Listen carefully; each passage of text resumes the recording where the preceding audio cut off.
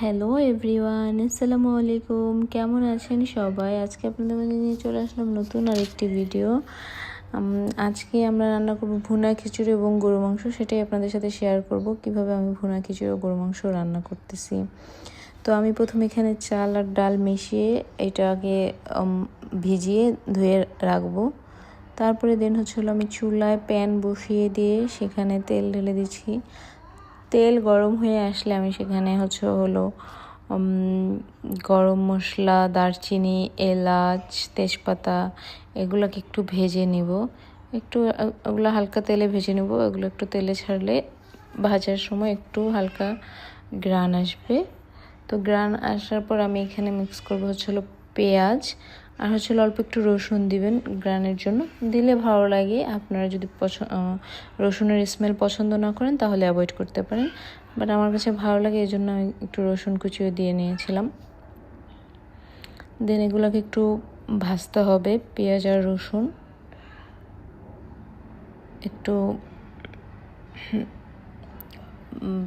ভাজা ভাজা করে এখানে হলো পরবর্তী মশলা অ্যাড করতে হবে। তো আমি পেঁয়াজ আর রসুন ভাজতেছিলাম। এখানে একটু দিলাম 1 চা চামচের মতন রসুন বাটা, আদা রসুন পেস্ট আর কি আমি একসাথেই পেস্ট করে রাখছিলাম, ওইটাই দিয়েছি। তারপরে দিয়েছি এখানে হলো একটু মরিচের গুঁড়া, একটু হলুদের গুঁড়া, তারপরে হলো পরিমাণ মতো আর কি, আপনাদের যা পরিমাণ মতো লাগে, জিরার গুঁড়া, তারপরে হলো লবণ দিয়ে মশলাটাকে একটু ভালোভাবে কষাতে হবে। এমনভাবে কষাতে হবে যাতে মশলার গন্ধটা যে উপরে তেল ভেসে ওঠে, এরকম, যাতে মশলার কাঁচা স্মেলটা না থাকে। এই তো আমি মশলা কষাচ্ছিলাম। তো মশলা কষানো শেষ হলে এখানে হলো আমি চালটা অ্যাড করে দিব।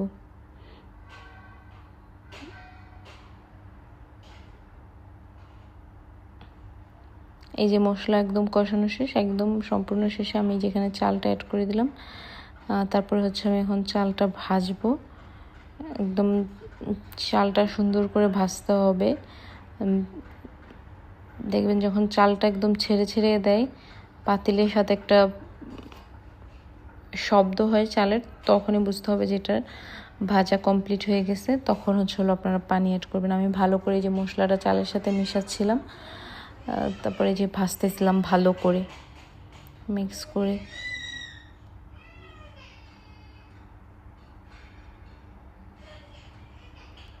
এই যে আমি চালটা আরও ভালো করে ভাজতেছিলাম, নাড়াচাড়া দিয়ে শুধু মশলার সাথে মিক্স করেছিলাম। তারপর এই যে আমি পানি অ্যাড করে দিয়েছি। পানি অ্যাড করে দিয়ে এই যে আমি এখন চালের সাথে মিক্স করে তারপর হলো আমি ঢেকে দিব। ঢেকে দিয়ে আপনাদের ওই যে ঢাকনার কোনো ছিদ্র থাকলে সেটা হলো কোনো কিছু দিয়ে আপনারা বন্ধ করে দিবেন। আমি সবসময় টিস্যু দিয়ে এগুলো বন্ধ করে দিই। তারপরে হলো আমি গরু মাংসের প্রিপারেশনে চলে যাব। এখানে হলো যে আমি গরু মাংস নিয়েছি, সেখানে হলো আমি পেঁয়াজ, আদা, রসুন, শুকনা মরিচ, তারপরে গরম মশলা কিছু, এগুলো আমি সব হলো একসাথে ব্লেন্ড করে তারপরে এটা দিয়ে দিয়েছি। তারপর আমি এখানে লবণ দিয়েছি। আমি এটা একদম মশলাটা যখন রান্না করি ইনস্ট্যান্ট তখনই ব্লেন্ড করে দিই। আপনারা চাইলে সেটা করতে পারেন, তখন মানে মাংসের স্মেলটাও সুন্দর থাকে। হলো এখানে আমি গুঁড়া মশলা অ্যাড করতেছি, হলুদের গুঁড়া, যার যেরকম পরিমাণ মতো আপনারা দিয়ে নেবেন মাংস বুঝে। তো এখানে যে হলুদের গুঁড়া অ্যাড করেছি, আমি হলো এখানে কাশ্মীরি রেড চিলি পাউডার সেটা অ্যাড করেছি জাস্ট কালারের জন্য। আর আমি ঝালের জন্য যে শুকনো মরিচ ওটা আমি ব্লেন্ডেই দিয়ে দিয়েছিলাম। এখানে জাস্ট আমি কালারের জন্য কাশ্মীরি রেড চিলি পাউডার সেটা অ্যাড করেছিলাম। কাশ্মীরি রেড চিলি পাউডারটা দিলে কালার সুন্দর আসে। এখানে হলো কাঁচা পেঁয়াজ দিচ্ছি, আপনারা আপনাদের পরিমাণ মতো দিয়ে নেবেন। আমি যেহেতু ব্লেন্ডের সময় একটু দিয়েছিলাম, আর হলো আমি এখানেও একটু দিয়ে নিচ্ছি মাখানোর সময়। ব্লেন্ডের সময় আমি দিয়েছিলাম, একটু রসুন কুচিও দিয়ে নিতে পারেন যদি আপনাদের কাছে ভালো লাগে। আমার কাছে ভালো লাগে তাই আমি হলো একটু রসুন কুচিও দিয়ে নিয়েছিলাম। হলো এখানে আমি তেল দিতেছি। এখন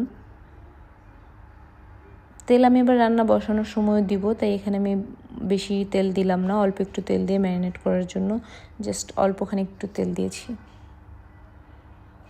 তারপরে এই যে তেল দিয়ে আমি হাত দিয়ে ভালো করে মাংসটাকে ম্যারিনেট করতেছি। আপনারাও চেষ্টা করবেন হাত দিয়ে ম্যারিনেট করার জন্য, তাহলে হচ্ছে মশলাগুলো ভালোভাবে মাংসর গায়ে লাগবে। কেউ চাইলে হচ্ছে হাত জ্বললে গ্লাভস পরে নিতে পারেন, বাট চামচ বা অন্য কিছু স্প্যাচুলা দিয়ে ম্যারিনেট করতে গেলে ভালোভাবে মাংসটা গায়ে লাগবে না, যেহেতু সব বাটা বাটা মশলা ছিল, গুঁড়া ছিল। হাত দিয়ে ম্যারিনেট করলে মাংসটা ভালোভাবে একটার সাথে একটা লাগবে মশলার সাথে, এই জন্য আমি হাত দিয়ে মশলাটা ম্যারিনেট করতেছিলাম। অবশ্যই এটা আমার আম্মু ম্যারিনেট করে দিতেছিল, আমি ম্যারিনেট করলেও আমার গ্লাভস ইউজ করা লাগতো, তাই আমার আম্মু ম্যারিনেট করতেছিল। দেখেন মাংসটার কালারটা এত সুন্দর হয়েছে, জাস্ট ওয়াও। তারপর হচ্ছে তো আমি এখন মাংসটা ঢেকে রেখেছিলাম, এখনই তো আমি চুলায় প্যান বসিয়ে দিয়ে এখন হচ্ছে মাংসটা রান্নার প্রিপারেশন করবো। তো আমি এই যে একটা প্লেটে দারচিনি, এলাচ, স্টার অ্যানিস, লবঙ্গ, তেজপাতা নিয়ে নিয়েছি। এগুলো হচ্ছে আমি এখন গোটা গরম মশলা যেটা, সেটা হচ্ছে তেলে দিব। এই তো আমি চুলায় প্যান বসিয়ে দিয়েছি। প্যানটা একটু গরম হলে আমি হচ্ছে এখানে তেল দিয়ে দিব। এই যে আমি তেল দিয়ে দিলাম। তেলটা গরম হওয়ার পর আমি হচ্ছে এখানে গরম মশলাগুলো যে রেখেছিলাম গোটা, সেগুলো হচ্ছে তেলে দিয়ে দিব। এই যে আমি দিয়ে দিলাম তেলে, যেগুলো ভাজতেছি। আমি কিন্তু রাঁধুনি না, আমি কিভাবে রান্না করি সেটা আপনাদের সাথে শেয়ার করলাম, সেটাই হচ্ছে কথা। আমি কিন্তু কোনো রাঁধুনি না। এই যে আমি এখন তেলেও পেঁয়াজ দিলাম, তেলে হচ্ছে পেঁয়াজ দিয়ে দিলাম। এগুলা দিয়ে হচ্ছে আমি ভালো করে ভাজবো। পেঁয়াজটা হচ্ছে গোল্ডেন ব্রাউন কালার আসা পর্যন্ত আমি ভাজবো। দেন হচ্ছে আমি মাংসটা মিক্স করবো এখানে। তো এই তো আমি নাড়াচাড়া দিয়ে ভাজতেছিলাম পেঁয়াজটা। এই যে পেঁয়াজের এখন এই কালারটা চলে আসছে, এই কালারটা যখন চলে আসছে একটু নাড়াচাড়া দিয়েই আমি এখন মাংসগুলো দিয়ে দিচ্ছি। এই যে আমি মাংসগুলো দিচ্ছি এখন। আপনারাও এরকমভাবে রান্না করতে পারেন, আমার কাছে এরকমভাবে রান্না করলে অনেক ভালো লাগে। বাংলাদেশে তো এখন প্রায়ই বৃষ্টি হয়, আপনারা এরকম করে রান্না করে খেতে পারেন। আমাদের এখানে বৃষ্টি হয় না, তারপরেও মাঝে মধ্যে খেতে ইচ্ছা করে, তখন আর কি করে, তখন বানিয়ে ইচ্ছাটা পূরণ করি আর কি খাওয়ার। তো এই তো এখন মাংসটা দেওয়ার পরে মাংসটা ভালোভাবে নাড়াচাড়া দিবেন। নাড়াচাড়া দিয়ে হচ্ছে ঢেকে দিবেন মাংসটা। ঢেকে দিলে মাংস থেকেই পানি বের হবে, ওই পানি দিয়ে মাংস ভালো করে কষাতে হবে। এই যে আমি মাংস ঢেকে দিয়েছি। ঢেকে দেওয়ার পরে দেখেন আমি 15 মিনিট পরে মাংসের ঢাকনা খুলেছি। এই যে এই অবস্থা। 15 মিনিটের মধ্যে মাঝখানে ঢাকনা খুলে আমি নাড়া দিয়ে দিয়েছি, নাহলে তো প্যানের নিচে লেগে যাওয়ার সম্ভাবনা থাকবে। তো এই তো আমি এই যে মাংস থেকে আমার এরকম পানি বের হয়েছে। আপনাদের যদি মাংস থেকে পানি বের হয়ে পানিতে সিদ্ধ হয় তাহলে তো ভালো, আর না হয় পানি এক্সট্রা দিবেন। আমার পানিতেই মাংস সিদ্ধ হয়ে গিয়েছিল। এই যে আমার মাংসের এটা ফাইনাল লুক, আপনারা দেখেন কি লোভনীয় হয়েছে। এই যে আমার খিচুড়ি। তো আজকের ভিডিও এই পর্যন্ত। সবাই ভালো থাকবেন, সুস্থ থাকবেন। আল্লাহ হাফেজ।